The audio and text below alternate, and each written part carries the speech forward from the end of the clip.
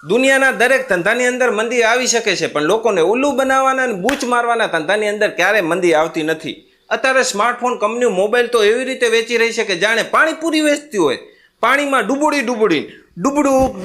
ડૂબડું IP rating 68, 70, 70 ફલાણું ઢીકડું.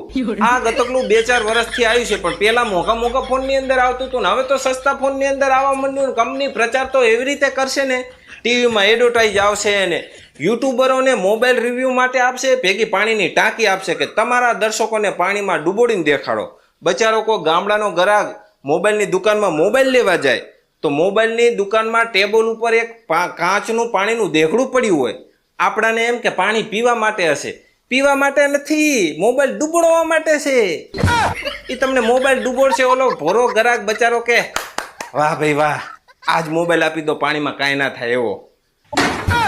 અરે ભાઈ, તમે મોબાઈલ લેવા જાઓ ને તો તમે તમારી જરૂરિયાત જુઓ, તમારું બજેટ કેટલું છે, તમારે કેટલા સ્ટોરેજની જરૂર છે, કેવા કેમેરાની જરૂર છે, કેવા પરફોર્મન્સની જરૂર છે.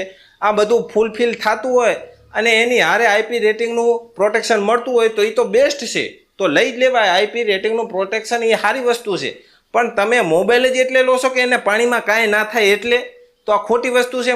કંપની તમને ઉલ્લુ બનાવે છે. હું તમને ટેકનિકલ ભાષામાં નહીં પણ દેશી ભાષામાં સમજાવું તો કંપની એમ કહે છે કે આ મોબાઈલને તમે પાણીમાં નાખો કાંઈ નહીં થાય, પણ વાગે લાગે લોહીની ધાર. જો અંદર પાણી ઘૂસી ગયું ને મોબાઈલ ખરાબ થઈ ગયો ને તમે સર્વિસ સ્ટેશને રિપેર કરાવવા જાશો ને તો કંપની તમારો ટકો કરી નાખશે. એ કહે છે કે આમાં તો મોબાઈલ પાણી ઘૂસી ગયું છે અને હવે આની વોરંટી પૂરી. આપણે કહે વોરંટી પૂરી? તો ડૂબક્યું મરાઈને વેચતા હતા ને, એ તો કે તમને ઉલ્લુ બનાવતા હતા. હા.